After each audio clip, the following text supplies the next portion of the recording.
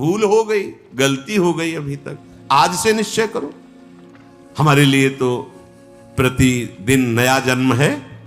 आज हमारा नया जन्म समझो, सत्संग सुना तो सत्संग में हमारे नए जन्म का प्रादुर्भाव हुआ। अभी तक जो हमारी गंदगी थी पीछे के जन्म में हम भूल जाते हैं। आज से इसी क्षण से हम नया जीवन अपना बनाते हैं, अध्यात्म मार्ग का जीवन बनाते हैं और ऐसा निश्चय करते हैं जो टूटे ना। निश्चय में बहुत बड़ी सिद्धि है। देखो पिंगला जी का जैसे बताया, तैसे भागवत में एकादश स्कंद में तितिक्ष ब्राह्मण का देखो, गृहस्थी में रहते थे, लड़के बच्चे थे, खूब धन कमाया और बड़े ही कंजूस स्वभाव के थे, न परिवार को भोगने देते थे न स्वयं भोगते थे।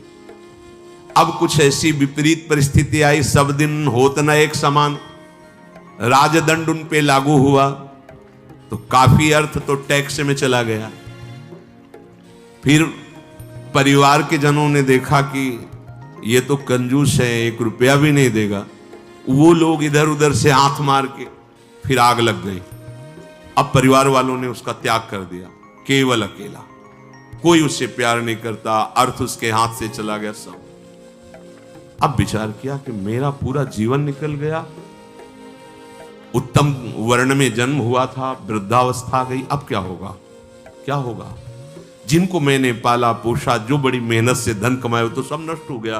परिवार वाले कोई देखते ही नहीं। जानते हो उसका निश्चय, देवता इस बात के साक्षी हैं कि आज से मैं अपने जीवन को श्री भगवान के चरणों में समर्पित करता हूं, सब कुछ सहूंगा और निरंतर भगवान का भजन करूंगा। वो इतना बड़ा महापुरुष उसी निश्चय से हो गया कि भगवान उद्धव जी को उसकी कथा सुना रहे हैं। कोई साधना नहीं हुई थी, परिस्थिति ने ऐसा निश्चय करवा दिया। तो जरूरी है वो परिस्थिति आवे तब तुम निश्चय करो। क्या सत्संग में तुम निश्चय नहीं कर सकते तो परिस्थिति का इंतजार करोगे कि ऐसी विपत्ति आवे, ऐसी ठोकर लगे, ऐसी दुर्दशा हो तब तुम निश्चय करो? अरे उसके पहले ही निश्चय कर लो तो दुर्दशा काहे को होगी। ऐसा नहीं कि उसका जीवन मंगलमय हो गया। अब उसके कर्मों का क्षय करने के लिए जब वो सन्यास भाव लेकर विचरण करता, भिक्षा मांगता, तो लोग थूकते, स्पष्ट लिखा हुआ मूत देते, बांध देते, पीटते, उसकी भिक्षा छीन लेते। पर वो अंदर अंदर विचार करता, नहीं, किसी का दोष नहीं है इसमें किसी का दोष नहीं। तो ये कर्म का है, ये कर्म का प्रभाव तो शरीर पर पड़ेगा। ये मुझे दुख क्यों हो रहा है? बहुत बहुत सुंदर मतलब चिंतन उनका बना। तो क्या देवता है? इस दुख का कारण देवता है? नहीं, देवता भी तो केवल हमारे शरीर को ही पीड़ा दे सकते हैं। मेरे को क्यों हो रहा है? काल नहीं, वो तो आत्मस्वरूप है, उसका भी प्रभाव इसी शरीर पर होगा। मेरा स्वरूप तो कालातीत है। तो फिर क्या है? भ्रम। हाँ, ये भ्रम है। मैं तो निर्विकार चिदानंद अपने स्वरूप में स्थित हो गया, ब्रह्मबोध संपन्न महापुरुष हो गया हो। और तितिक्ष ब्राह्मण नाम से वर्णन किया है भगवान ने। इसलिए निश्चय में बड़ी सामर्थ्य है, हमारा निश्चय बड़ा ढुलमुल है। इसलिए प्रार्थना है, बहुत बड़ा मार्ग मिला है आपको, इसे भगवत मार्ग कहते हैं, अध्यात्म मार्ग कहते हैं। ये अंतिम जन्म वालों को मिलता है, जिनका आखिरी जन्म होता है। अगर चूक करोगे तो व्यर्थ तो नहीं जाएगा, पर और समय लग जाएगा। काहे कुछ समय बर्बाद करो, आज निश्चय करो। गोस्वामी जी कह रहे, देखो निश्चय, गोस्वामी जी बाल्यावस्था से भगवान में रत थे, ऐसा नहीं है कि वो भजन नहीं करते थे, ऐसा नहीं है।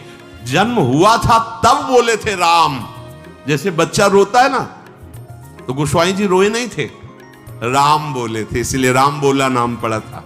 राम बोला, प्रकट हुए थे तभी। तो ऐसा भी नहीं था कि आसक्ति नहीं थी शरीर में या अन्य, ऐसा भी महापुरुष जन लीला दर्शाते हैं, वो हमारी हिम्मत के लिए। पत्नी में चित्त आसक्त था, एक दिन के लिए भी कभी मायके जाने के लिए अनुमति नहीं दी थी। और उसी पत्नी के मुख से जब ये बात निकली कि जितना तुम्हें इस शरीर में आसक्ति है, पूरी कथा, अगर राम जी में होती तो जीवन तुम्हारा धन्य हो जाता। नेत्र पत्नी रूपी गुरुदेव ने नेत्र खोल दिए। कहीं से भी गुरुदेव सावधान कर सकते हैं, कहीं से भी। बस कदम मुड़ गए, क्योंकि ऐसा नहीं था कि राम भक्ति ली, निश्चय कर लिया अवलोकनाशानी। अब ये गोस्वामी जी का ही पद है। अब इंद्रियों के बस में हो के नहीं नहीं, बहुत सही बोला। अगर ये स्थिति, ये आसक्ति राम जी में होती तो जीवन धन्य हो जाता। अब पायो नाम चारु चिंतामणि, उर करते न खसई हो अवलोकनाशानी। अब समझ गए, समझ गए। अब हृदय से एक क्षण के लिए भी राम नाम नहीं छोड़ूंगा। और जानते हो, महापुरुषों में सर्वशिरोमणि हुए गोस्वामी तुलसीदास। ये तो अवतार लीला महापुरुषों की है, ये हमारे लिए बताया है आचरण करके कि भगवान नाम में इतनी सामर्थ्य है कि ऐसे आसक्त वृत्ति को भी कैसे निरासक्त कर देते हैं। हमें चाहिए जो भी, चाहे गृहस्थ मार्ग में हो चाहे विरक्त मार्ग में हो, दोनों मार्ग जाते ही प्रभु के चरणारविंद में है। अपने मार्ग की वृत्तियों को जानिए, समझिए और धर्मानुसरण बर्ताव कीजिए और नाम निरंतर जपते रहिए। तो जीवन यात्रा का विश्राम, जो गोस्वामी जी कह रहे हैं, पायो परम विश्राम, विश्राम ही नहीं, पायो परम विश्राम, राम समान प्रभु नाही कहूं। ये विश्राम कैसे मिला? हो कहते भगवान शंकर को साक्षी करके कहता हूं। अगर थोड़ा भी मिथ्या हो तो हमारी जीभ गल जाए। मेरा जो कुछ भी बना राम, ये दो अक्षर मेरे माई बाप हैं, इन्होंने ही हमें, बस आप हृदय की बात महापुरुषों की, ये दो अक्षर राधा, यही देख लेना आप। चलो देखो, बहुत समय तक विषय संयोग ना होने पर ऐसा ना समझ लिया जाए कि हम निर्विषय हो गए। बहुत ये चोर हैं, बहुत छुप कर रहते हैं और चिंगारी की तरह रहते हैं। फूस मिल जाए तो ज्वाला बनने में सेकंड लगता है। ध्यान रखना, 20 वर्ष 30 वर्ष बिल्कुल निर्विकार, संयोग नहीं। लगता है कि अब हमें कौन परास्त कर सकता है। चिंगारी है, फूस मिला ज्वाला बन जाएगी, जिसे नारद जी ने कहा तरंगवत, और संयोग बना तो समुद्रवत, डूब जाओगे, निकलना मुश्किल हो जाएगा। जब तक भगवत साक्षात्कार ना हो जाए, जब तक आपको अपने शरीर का अहम स्मरण करता भोक्ता भाव है, तो ईमानदारी से सावधानी पूर्वक अपने धर्म का पालन करते हुए प्रिया प्रीतम का निरंतर स्मरण, यही हमारे जीवन का परम लक्ष्य होगा। इसी से हमें परमानंद की प्राप्ति होगी। जिस समय हम ये सोचते हैं कि अब हमें कोई भी धर्म विरुद्ध आचरण नहीं, एक आनंद की वृत्ति आती है। देखना, और जिस समय हम सोचते हैं गलत ढंग से विषय सेवन, उसी समय जलन पैदा हो जाती है। जिसके सोचने में जलन पैदा होगी, उसका परिणाम क्या होगा? क्या होगा आप विचार करो। जिसके सोचने में हमारे जलन हो रही, तो उसका परिणाम तो ज्वाला होगा। धर्म से चलो। चक्रवर्ती सम्राट महाराज अम्बरीश जी चक्रवर्ती सम्राट होते हुए भक्तों के शिरोमणि हुए। आप क्या भगवत आनंद प्राप्त नहीं कर सकते गृहस्थ में रहकर? ये उद्दंड लोगों की बातें नहीं सुननी चाहिए। जैसे आप, अरे ये तो बाबा जियों के लिए है, सन्यासियों के लिए, हमारे लिए थोड़ी नहीं। भाई, मनुष्य जन्म सबको भगवत प्राप्ति के लिए, भगवदानंद में। देखो, आपके अच्छे आचरण हो, आप जितेंद्री हो, आप नाम जप कर रहे हो, आप कोई नशा नहीं करते, सबकी सेवा का भाव है, तो राम राज्य नहीं हो गया? सब आनंदित रहेंगे, सब प्रसन्न रहेंगे, सबका हृदय सत्य और धर्म से युक्त रहेगा। यही तो आनंद का स्वरूप है। जब आप शास्त्र और सत्संग स्वीकार नहीं करते, तो आपके अंदर आसुरी वृत्ति बढ़ती, राक्षसी वृत्ति, और फिर देखो अपने को दुखी, अपने परिवार को दुखी, अपने नगर को दुखी, अपने देश को कलंकित, क्या क्या नहीं करवा देती है राक्षसी बुद्धि। इसलिए भाई, ये सत्संग गृहस्थ विरक्त जो भी जहां भी है, सबके मंगल के लिए वहीं रहो, वहीं रहो, प्रभु के होके रहो। दूसरों को दुख पहुंचाने वाली बात, चेष्टा मन में भी मत लाओ, सबको सुख पहुंचाओ, नाम जप करो, सबका मंगल हो जाएगा। देखो हम सब तरंगे हैं, समुद्र में ही उछल रहे हैं, हमारा अस्तित्व नहीं है, तरंगों का अस्तित्व नहीं है। ऐसे ही हम भगवत स्वरूप हैं, प्रभु रूपी अगाध समुद्र में हम तरंगे की तरह हैं, हमारी कोई सत्ता नहीं है। ये जो सोच रहे हो ना, सत्ता नहीं, सत्ता उन्हीं की है, उन्हीं की है। अभी आप समझ नहीं पा रहे, तरंग है क्या? समुद्र ही तो है। वायु विकार खत्म हुआ, समुद्र ही था, समुद्र ही है, बीच में तरंगे, ये सब तरंगे हैं। मन की तरंगे मिटा दो, फिर देख लो आप क्या हो, भगवत स्वरूप परम आनंद में। अब चाहे सृष्टि में रहो, चाहे धाम में जाओ, कोई फर्क नहीं पड़ता। व्यवहार में भी रहते हुए परमानंद, शरीर छूटे तो प्रभु में परमानंद। उसी के लिए तो हम प्रयास करें, जितनी चेष्टाएं कर रहे हैं सुख के लिए ही तो कर रहे हैं। हे भाई, आप कोई भी हो, गृहस्थ हो, विरक्त हो, कोई भी हो, धर्म से चलो, नाम जप करो, सबकी सेवा की भावना अंदर रखो, तो मनुष्य जीवन का लाभ मिल जाएगा। ये उद्दंडता पूर्वक तर्क वृत्ति रखोगे तो अभी सौभाग्य मिल रहा है सुनने का। धीरे धीरे समय साथ आ जाएगा, आपको शत वार्ता सुनने को नहीं मिलेगी। देख लेना, सत वार्ता जिसके श्रवण मात्र से हमारे हृदय में आनंद का स्फुरण हो और हम उस आनंद के बल से निर्विषय हो जाएं, वो वार्ता सुनने को नहीं मिलेगी। फिर और समय आएगा, धर्म सुने नहीं काना, कलिकाल बिहाल की मनुजा, नहीं माने को अनुजा तनुजा। सब होश में अभी समय है, तर्क वितर्क छोड़ो। जैसा शास्त्र सदगुरुदेव संत जन कह रहे, वैसी बात मान लो, निहाल हो जाओगे, परमानंद में मगन हो जाओगे। ये हम बुद्धि की बात नहीं कहते कि तर्क वितर्क आप करें। तर्क, सत्संग तर्क नष्ट करने के लिए होता है। हृदय में देखो, बहादुरी जबान से कहने की नहीं है, ये हृदय की बात है। ये यहां युद्ध होता है, पता नहीं क्यों बनी हुई है। वेद विद्या पढ़त, कर्म धर्मन करत, जलप तन कलप की अवधियानी, चारुगत छाण संसार भटकत भ्रमत, आस की पास नहीं तोरी जानी। स्पष्ट वर्णन है, इसका मनन हुआ है गुरु कृपा से, तब हम आपको कह रहे हैं, मनों का निरीक्षण करके। आस की पास नहीं तोरी जानी, सकल स्वार्थ करत, क्योंकि आस की पास नहीं तोरी जानी तो सकल स्वार्थ करत, रहत जन्मत मरत, दुख और सुख के होत मानी। अरे छाड़ जंजार कैसे न निश्चय धरत, एक किन लमत हरिवंश बानी। क्यों निश्चय नहीं करते, उस आस की पास को क्यों नहीं तोड़ देते? वैराग्य मार्ग का पथिक हूं या भगवत मार्ग का पथिक हूं, प्राण त्याग सकता हूं, पर एक कदम अधर्म भूल न दे कुमारक नहीं। ऐ मन, अब नहीं, अब नहीं, शरीर नष्ट कर दूंगा पर धर्म नहीं नष्ट करूंगा। भगवत मार्ग, ये आस की पास बड़े दुलार से रखे हुए, कभी तो, अभी नहीं नहीं, कभी तो, ये क्यों रखे हुए हो? यही तुम्हें भगवदानंद की अनुभूति वर्तमान में नहीं करने दे रही। यही आस की पास, अभी निश्चय करो जिस मार्ग में चले हो, नहीं नहीं नहीं, अभी शुद्ध ज्ञान स्फूर्ति होने लगेगी।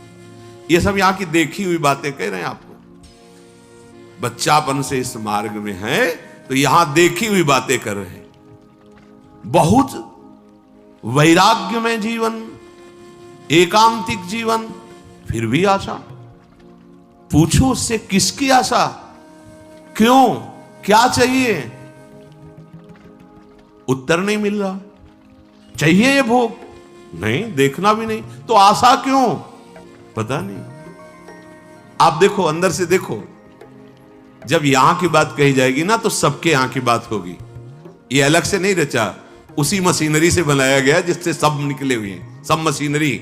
इसीलिए कि ये तो हमारे मन की बात कर रहे हैं, वो तुम्हारे मन की बात नहीं कर रहे, संपूर्ण सृष्टि की बात कर रहे हैं। क्योंकि जिससे मन रचा गया है, जिससे शरीर रचा गया है, वो वही एक ही डिपार्टमेंट है, वहीं से रचा गया है। यही हमें भगवदानंद की प्राप्ति नहीं करानी है। बहुत धैर्य पूर्वक सुनना है और समझना है। यह हम अपने मन की बात कहते हैं, इसको पढ़ा है, इसको देखा है, इसको समझा है।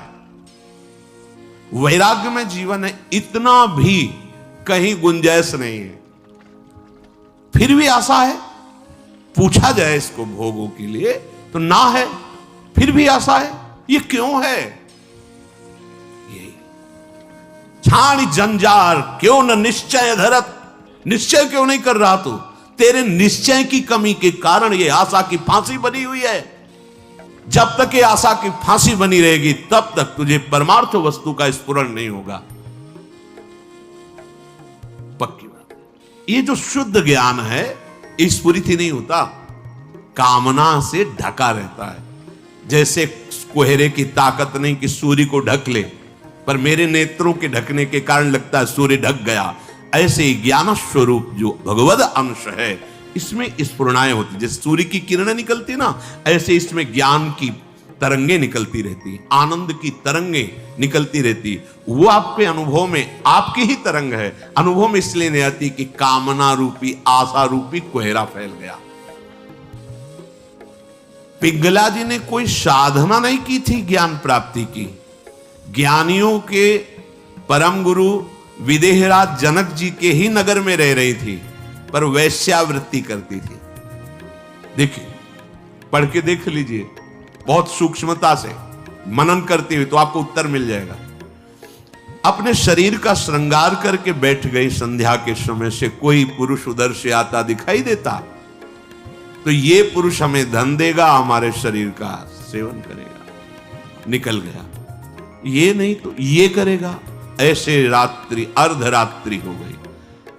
भगवद अवतार अवधूत शिरोमणि श्री दत्तात्रेय जी भ्रमण करते हुए वहीं सर्वज्ञ महापुरुष थे, उसकी वृत्ति में ही अपनी वृत्ति लगाए हुए थे। तभी तो उन्होंने गुरु बनाया उसको।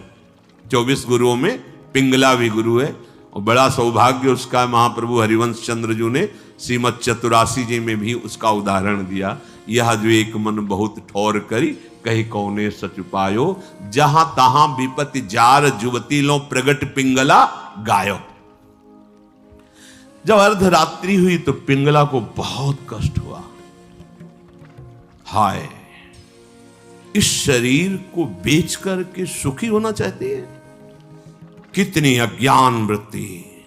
आज से मैं निश्चय करती हूं, जो सेवक जी कह रहे हैं, छाण जंजार क्यों न निश्चय धरत, एक किन रमत हरिवंश बानी। ये तुम क्यों आशा की फांसी में लटके हुए हो? कभी तो क्यों ऐसा रखे हुए हो?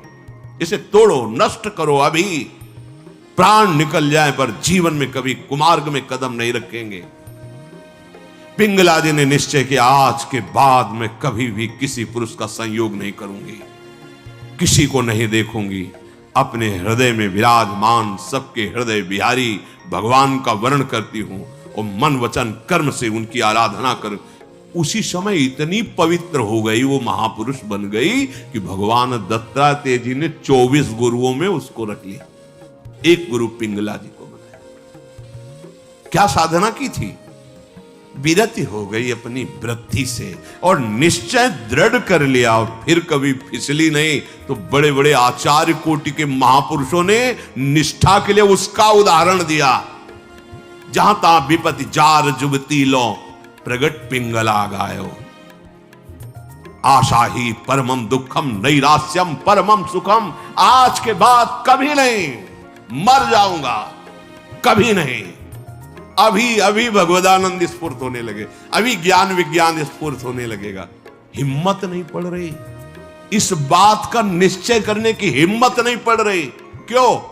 क्योंकि आपको आशा है, भोग में सुख है। हिम्मत कर लीजिए तो आप अभी जीवन मुक्त अवस्था में पहुंच जाएंगे, क्योंकि उस अवस्था में पहुंचने के लिए कोई बाहरी क्रियाओं की आवश्यकता नहीं, वो हमारा स्वरूप है। हम जीवन मुक्त थे, जीवन मुक्त है, जीवन मुक्त रहेंगे। हमने अपनी स्वतंत्रता को, भगवदानंद को कामना और आशा की फांसी में बांध दिया है।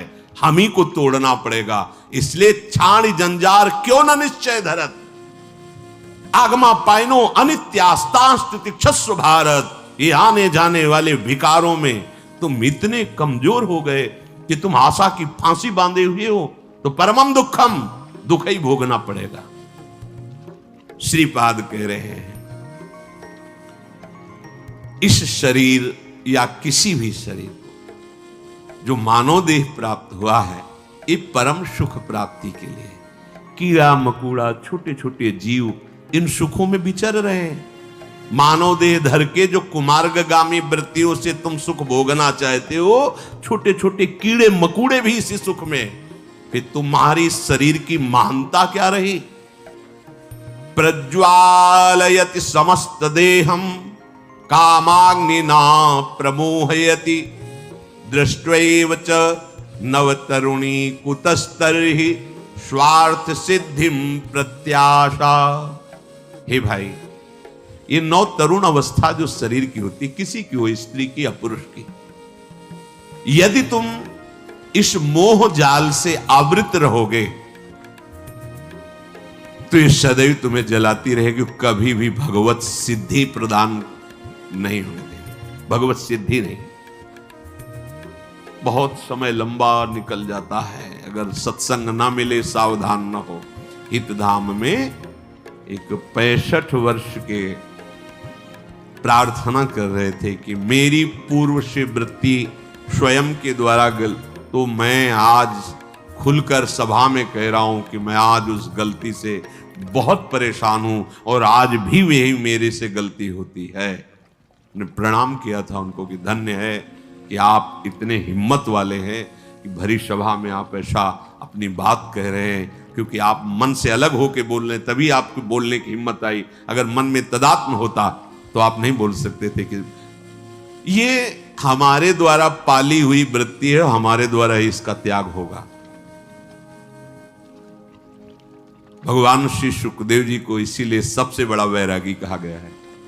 16 वर्ष की अवस्था है, शरीर का भान नहीं, दिगंबर है, कोई शरीर पे वस्त्र नहीं, और भगवान के चिंतन में मगन है। इसी अवस्था में त्याग और वैराग्य की। अब जब ये इंद्रियां काम नहीं कर रही, मन बुद्धि और सब मलिन, अब वो ढेर है, कुछ भी निर्णय नहीं निकल सकता। बहुत संस्कार गंदे हो जाते हैं यौवन अवस्था में। अहो भाग्य है जो इस यौवन अवस्था में संयम नियम धारण करके अपनी वासनाओं को। श्रीपाद कह रहे हैं हे वृंदावन धाम, हम पे कृपा करो, हमारे मुख में नाम चले, हमारा हृदय इस काम आदि की आशाओं को त्याग करके प्रिया प्रीतम के चिंतन में डूबे। ये आपकी कृपा से होगा और वो कृपा हम सब पे है। सत्संग मिल रहा है रोज, ये प्रातःकालीन बेला में जो शब्द जा रहे हैं, इनको अंदर से केवल धर्म, गृहस्थ धर्म की पूर्ति के लिए बकाया उदासीन रहो। इस वृत्ति को अगर आप अपने अंदर अपनाए रहोगे तो सब छुड़वा देगा। ध्यान रखना, सब छुड़वा देगा। ये वैराग्य का वेश, ये धाम, ये प्रिया प्रीतम, ये नाम, ये महिमा, कुछ नहीं हो रहा है, चिंता मत करो, भगवत प्राप्ति होगी।